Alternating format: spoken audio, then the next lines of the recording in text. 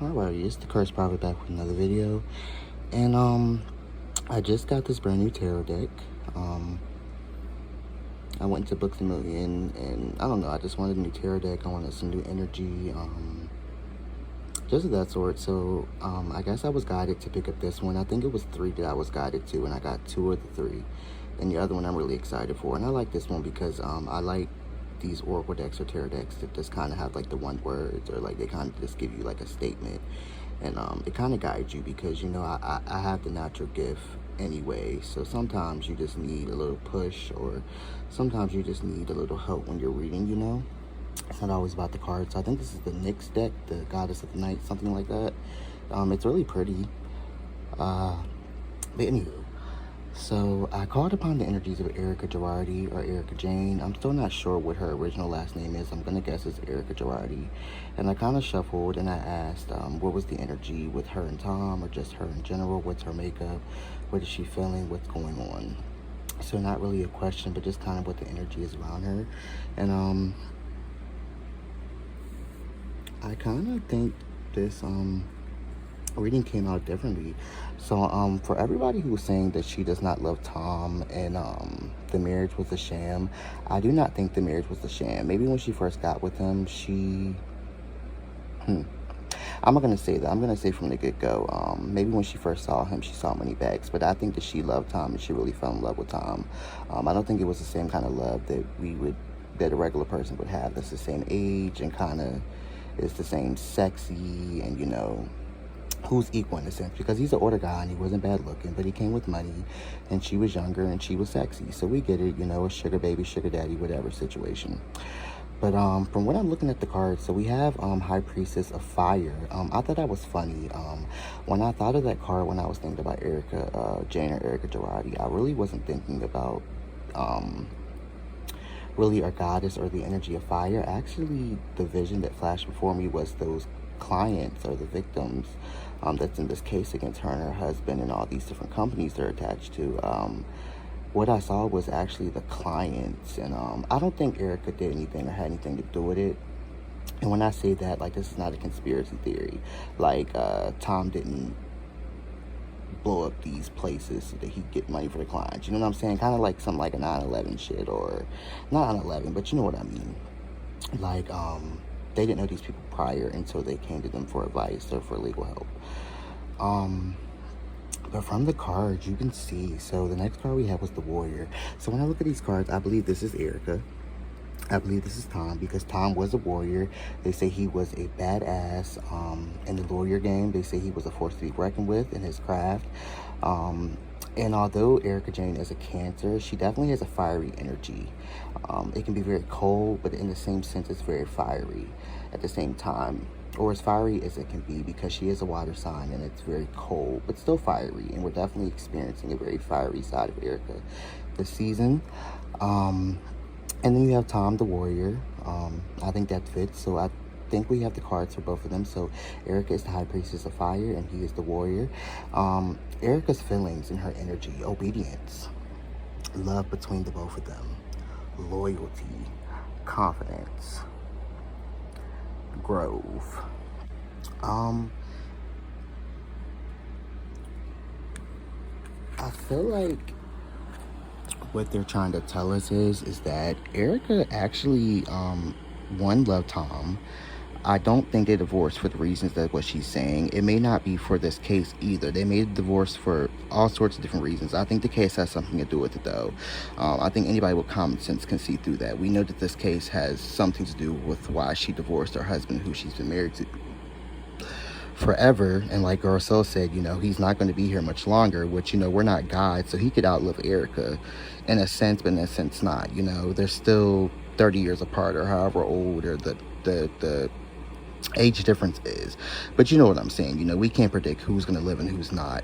So she definitely loved Tom. She definitely was loyal to him. I thought, hold on, let me look at the other cards. When I saw the obedience card, I thought of Erika in the situation as far as a sugar daddy and a sugar baby. And I thought more of like submissiveness when they said obedient. So I believe that definitely Erika was very obedient. I feel like they didn't they didn't share living quarters a lot. I feel like he was always traveling, she was always doing her thing, and she was obedient when she needed to be. So when they met up, I definitely think they did some scandalous stuff in the bedroom. And I believe she was submissive, and I believe she was Tom's dream, whatever. But as you look more on the table, I think what a lot of people are saying when they're saying we're watching the Real Housewives of Beverly Hills, and when she's getting questioned, it's almost like she's telling her story in a sense where she's saying that she was hurt by Tom, but in a sense they're still saying like she's kind of protecting him. I think we kind of see that on the board. And if she's a part of some kind of like a cult group, or not a cult group, or some kind of like governmental group, or I don't know how to put it, it's late you guys, but if she's a part of some kind of like group with these lawyers or fraternity or whatever that's a part of this legal situation, this lawsuit, then I get what they're saying. So whoever's behind the scenes and whoever's pulling the strings, she's definitely being very loyal. She's always been loyal. I think this is why we're not seeing Erika act a certain way, because I think it's funny that nobody actually is putting Erika into the category of people who get killed, because Erika could get killed for something like this. This is hardcore. This is money. We know that Tom and her are not the only two involved. When you spend in this type of money, there's usually more hands involved. I don't think that everybody who was involved will be brought to the forefront. I think they've kind of left Tom to just, I think he's going to be the patsy, and maybe Erika will be too. But I definitely think whoever was behind this, and when I say behind this, I believe that Tom was, he was the leader, or he's the face of what's going on. But when I say who's behind this, I'm talking past, present, and future. So whoever is, calling the shots, who was calling the shots in the past, who was calling them in the present, who's calling them in the future, she's very loyal to, and she's obedient. So I think she's definitely protecting something. I definitely think she's not going to break her loyalty. So whatever you're expecting for her to say, she's not going to say, or she's going to try her best not to break her loyalty or her oath to whoever she took an oath to, which could be the establishment, it could be the law firm, it could be the Tom, whoever, but she's not breaking that oath. So if you guys think that she's going to come out here and badmouth her husband, and there's not like a strategic plan, or this is not something they've agreed that she can go ahead and just tell because it doesn't matter anymore, then I think you're out of your mind. Which, I think it's kind of cool that she is obedient, and she has all these good attributes, because it looks like she's a trusting friend. And Erika's definitely somebody you might want to commit a crime with. Unfortunately, the situation she's in, the crime that she committed or allegedly committed with her husband, a lot of us are frowning upon. I think a lot of us love, crime stories and things like that. But this one is kind of sad and nasty. I think it's kind of different when you rob a bank and, you don't kill people when you go in the bank and you steal the money. But, you get into situations like that, kind of like Bonnie and Clyde. I think it's different. But this one just hits home because, these people are fucked up, and they have bills, and some of them are burnt completely. I think one of the guys is like burnt completely. I don't know. Don't get me started, and don't get me to lying. But from the energies that I'm reading, Erika is very loyal. I don't think she's going to turn her back on whoever's pulling the strings. Like I said, she could be pulling the strings. Like I said, I don't know who she owes her loyalty to, but I know that she loves Tom. I don't care what nobody says. I don't care about the age difference. She loves that man, and she loved that man, and she will always love that man. But I think they have to do what they've got to do right now. And I'm going to have to play this role, play this story, and carry it out until, they can't carry it out anymore. I definitely think if this would have never came to light, Erika would have stayed with him until he died. But, it's been a change of, not a change of heart, but it's just been a change of circumstance. So I hope that made sense. I'm kind of all over the place. I'm going to steal this from one of my favorite YouTubers and say that I'm in my water energy right now. I'm kind of my Cancer, or just, my water. So I'm just kind of all over the place, molding to every shape and every side and feeling that I feel. And I'm just trying to, get this message out. But I thought this reading was kind of interesting. So the energy around Erika Jayne is very loyal, obedient. And somebody's pulling some strings somewhere. And she not, breaking oath right now. And she's got a very fiery spirit. She's definitely one of those cancers who doesn't mind stepping to the forefront. She's quiet, but at the same time, she's not. And she's got some heat behind her, as we've all seen. Although it's really ugly when she does it, but, even when she wasn't in the situation, when she gets mad, it's just really ugly. And I have a Cancer brother too, and I'm an Aries, and usually they would say we were more hot-headed before the Cancer, but nah, my brother gets it popping, and when he gets mad, it's just, it's just ugly and frigid, and, you just kind of just don't want to experience it. I think more of the Aries is more like a petty mad. or whatever, and it's fire. And you know, if you don't know how to keep the fire consistent, it can go out really quick. But water is different. Now, some may believe that we know water is more powerful than fire. I think all the elements are just as powerful as, you know, you want them to be. But yes, water definitely is a very strong element, and Erika's sun sign is water. Alright, you guys, I'm going to shuffle one more time. So I'm going to put the camera down because, you know, I'm ghetto. I don't have a camera holder or stick or whatever. We're going to shuffle one more time, and then I'm going to get out of here. I've already did a reading on Erika Jayne-Girardi, but I wanted to test out these cards, so I just figured I would bring you a quick little video. So yeah, Erika's energy, definitely obedient. Definitely, if I was committing a crime 20 years ago with her, allegedly, or however long ago this went down, I would want her on my side. I'm not going to front. Not going to front.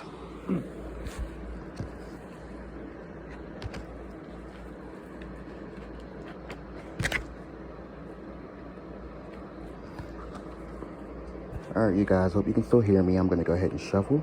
And this is for Erika Jayne-Girardi, Erika Jayne. Alrighty, so what is the energy around Erika Jayne? I'm not going to ask those imposing questions. Is she going to get off? Is she lying? I kind of asked them, but I kind of just threw them in there with the energy. So I want to know what the energy is, and, you know, it will guide us. Once you look at the keywords and stuff like that, it'll guide us to where we need to go. Like I said, this is just a kind of like a fun reading because there's so much coming out about her. So Erika Jayne, Erika Jayne-Girardi from Real Housewives of Beverly Hills. What is your energy? What makes you up? What's going on with you? Are you lying? Are you deceiving us? Are you being deceitful?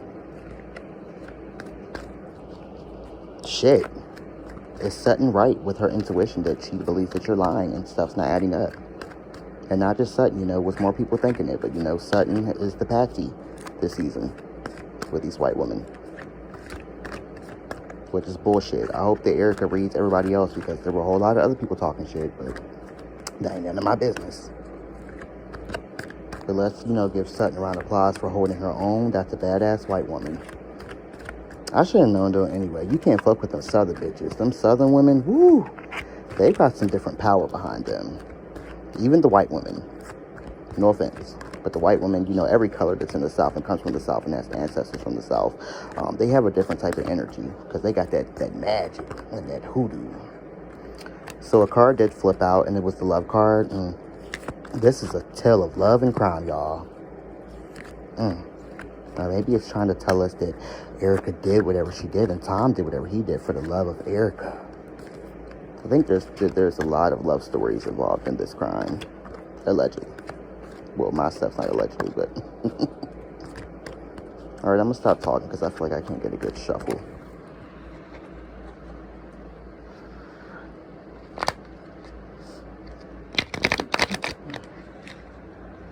Erika Jayne. Erika Jayne. Jayne.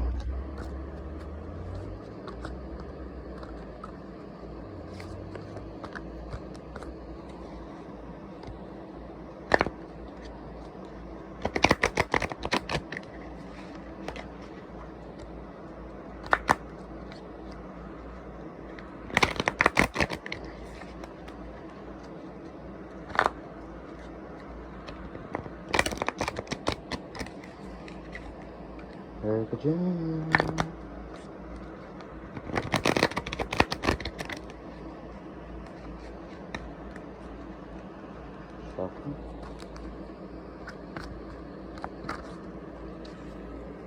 Alright, you guys. I think I'm gonna pull from random.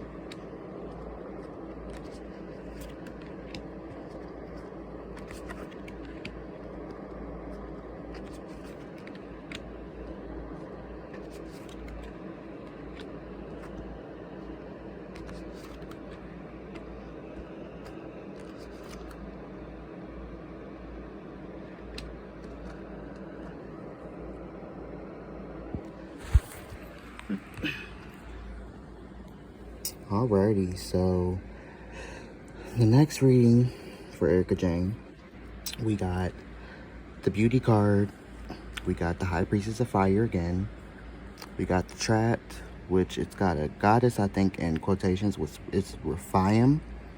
Rephaim. Oh no, Rephaim. Or Rephaim. High priestess of earth. Letting go. Understanding.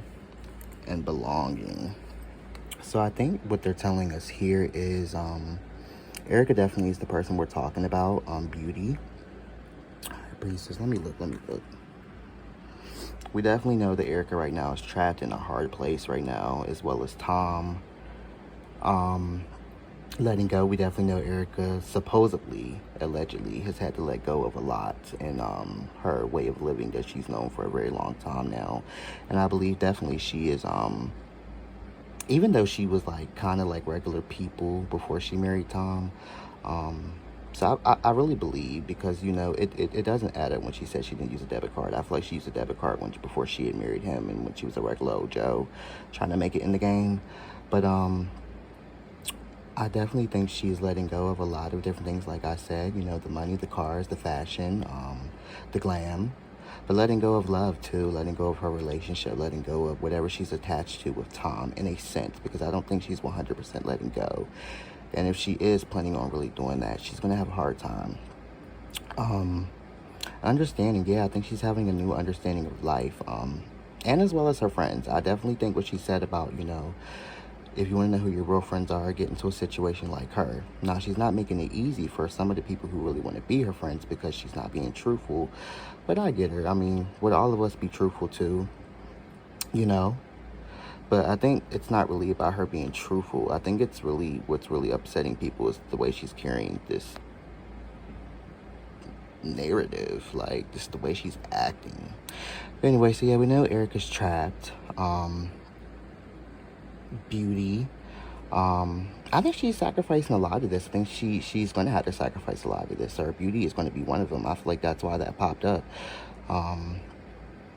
And not just because she's not going to have all the glitz and glam and all the money like she used to. I think her beauty will be sacrificed through all the pain and all the shit she's going to go through over time. I know we have the card belonging on the end. I actually feel like Erika is in a place where she feels like she does not belong. And she's having a hard time with it. Because if you don't know, Cancer signs already have a feeling of abandonment a lot of time. It's just like how the stars align. And, yeah. I think she felt a sense of belonging when she had all of this, you know, the stuff she had when she wasn't trapped. When she was actually not the high priest of fire, and she was the high priestess of earth, because, you know, the high priestess of earth governs all the things on earth. So that is all the good things and all the bad things, everything that's physical that we can see and touch.